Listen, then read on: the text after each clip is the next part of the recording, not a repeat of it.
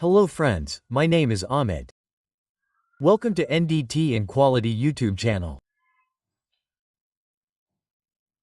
So friends, in today's video we are going to discuss what kind of discontinuities can come in the forging manufacturing process. So, first of all we will see how the forging process generally happens.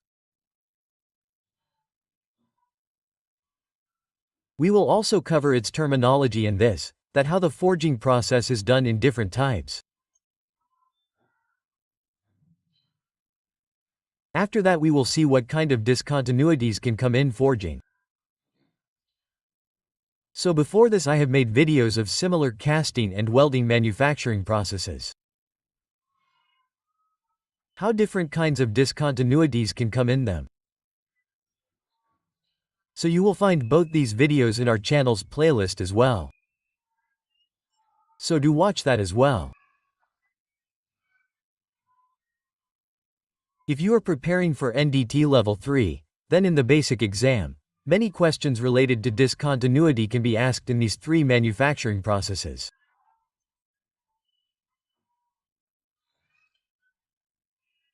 Apart from that, if you are giving the exam of NDT Level 2, then many questions from these can be asked in that too.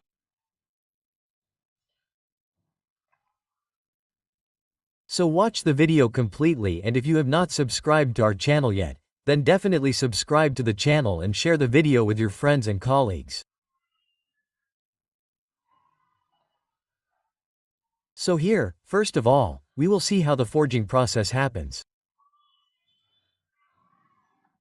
So, how does this forging process happen in forging? So, forging is plastically deflating and shaping metal into a desired shape with compressive force with and without dies. Equal? So, in the forging process, how is the material shaped? By giving plastically deflation. Equal? So, the force you apply in this is compressive force. Equal? So, the material is shaped using compressive force, and this is done with and without dies, meaning that dies are used sometimes and sometimes not. So forging dies are usually made of steel and steel casting. So the dies used are made of steel. Forging is a metal forming process in which the metal is heated and force is applied in such a way that the required shape can be obtained. So the compressive force is given in such a way that you can get the shape you want.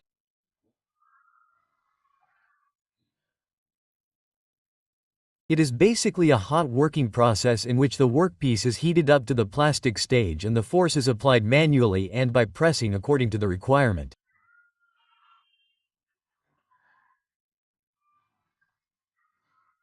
So the compressive force given in this can be given manually or by using a press, meaning you apply force in it by using a machine. Okay? So this is how this process is done, and this is your hot working process. It means that your material is heated. It is heated till its plastic stage. So here this forging process is of two types, open die forging and closed die forging. So you can see open die forging in the figure here. The die in it remains open from both sides. So this is open die forging. And here you can see that compressive force is being given from above. Similarly, if we talk about closed die forging, then in closed die forging, your die here remains closed from both sides, and in this also force is being given from above. So these are two types of forging processes. If we look at it in terms of die, then it is of two types. Open die forging and closed die forging. Apart from that, they are also classified in terms of close to finish and amount of stock to be removed by machining. So there are two more types of classification in this. Close to finish means that you will get the final finished product, meaning that you do not need to do any separate manufacturing machining in it. And secondly, amount of stock means that you get the final product by doing a little machining on the outside. So you can get forging from this type also. So you will get forging from these two types. Apart from that, here in general the type of forging that requires the list machining to satisfy the finished part requirement as per the best properties is equal. So the machining has to be done as little as possible. You have to choose such an option. So what will happen from that is that the properties of the final product that you get are the best. If the size and shape are the same, forging are stronger than casting, because their inherent continuity of material. Line flow is equal. So, if you have to make a part, you can make it from casting and forging. Equal? So, you make the same part from both of these. So, the part that you have made with forging, its properties remain strong. It is better to use forging process than casting because the material flow line in it gives inherent continuity in the part.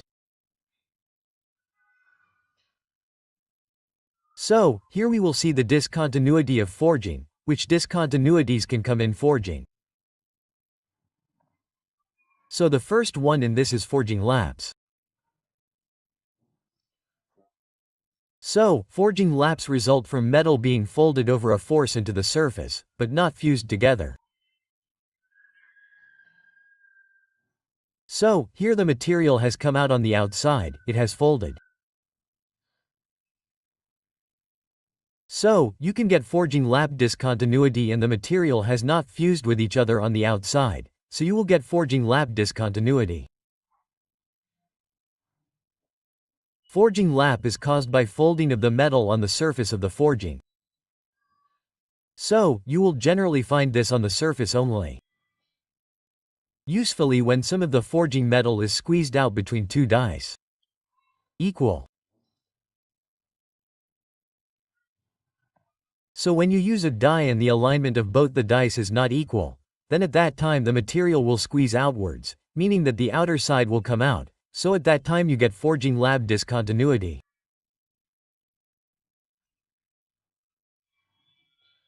So look here, this is the die. This is the lower die and this is the upper die. Here you apply compressive force from above. So the alignment of both the dies has got mismatched here. Here you can see that the alignment is not equal. So at that time here in this area you will get forging lapse discontinuity.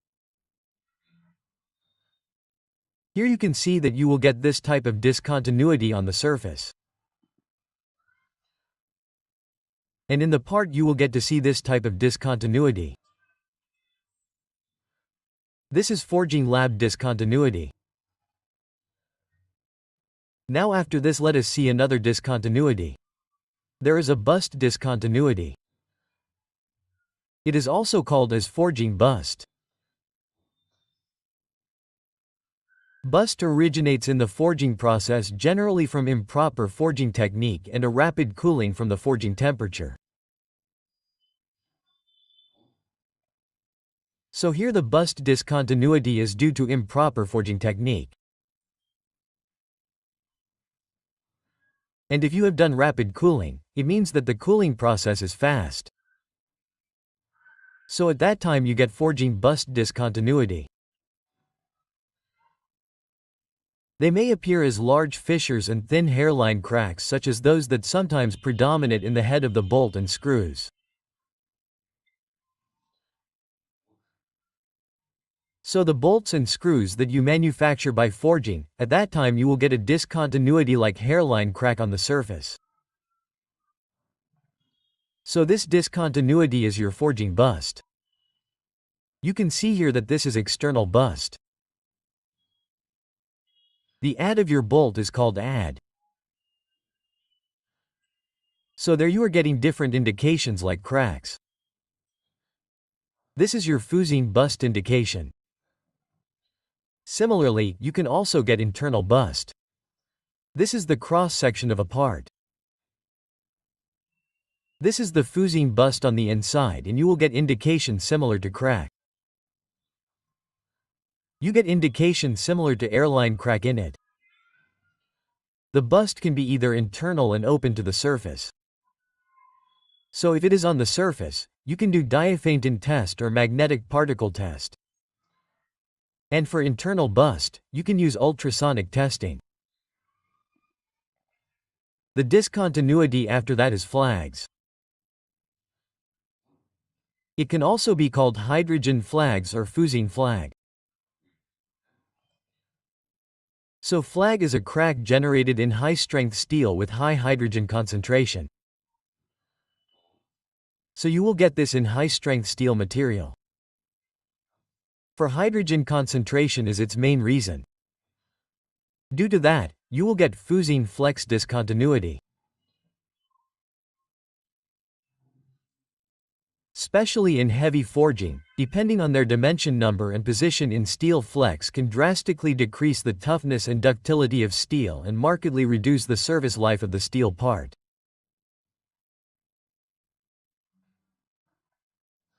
So flex discontinuity will reduce the toughness of your part. It will also reduce ductility and reduce the service life of the steel part. So this is a very critical discontinuity. Generally, you get to see this discontinuity in heavy forging. Flakes are also caused by improper cooling. So in this also you can get forging flex discontinuity due to improper cooling. They appear as small numerical discontinuities that are internal to the material. So generally you will find this internally only, i.e. inside side, and this discontinuity can be of different sizes. So here I have put the figure of forging flex. You can see that you can get this type of discontinuity. After that there is another discontinuity here by inclusion. So inclusion is the result of impurities in the original ingot. So if there is any discontinuity left in the original ingot, if there are any impurities left, then you will find it in the forging process as well. So I have made a video of ingot as well. Which discontinuities are found in the ingot? You will find that too in the playlist of our channel. The impurities generally run parallel to the grain flow after forging. So this inclusion discontinuity is the direction of the grain flow of the forging that you do. You get this discontinuity parallel to it. Due to improper forging techniques and subsequent poor grain flow, oxides may be forced into the material. So due to inclusions you can also get oxides, and due to oxides the corrosion of your part increases. So you can also get inclusion discontinuity in forging. After this there is a discontinuity called flash line tear. So its name is flash line tear. So as the name indicates, this discontinuity results when excess metal squeezed out from between two drop forged dies is not removed cleanly. So these two dies are, this is your upper die and this is the lower die. So, the material in between, as you apply this compressive force from above, then the material here is flash. Meaning that you have to remove it. If you do not remove it, then you can get this discontinuity. This is called flash line tear. So this is a type of excess metal which you have to remove. The discontinuity is on the surface and can usually be detected visually. So you can see this discontinuity visually with your eyes. And this is externally, you will see it on the outside. So this was our last discontinuity. Here you can see that you will get to see this type of flash line tear. So this was some fake discontinuity. Generally, if you give level 3 exam, then at that time you can be asked questions from this. If you have any doubt in this, then you can ask me in the comment box. Okay, thank you.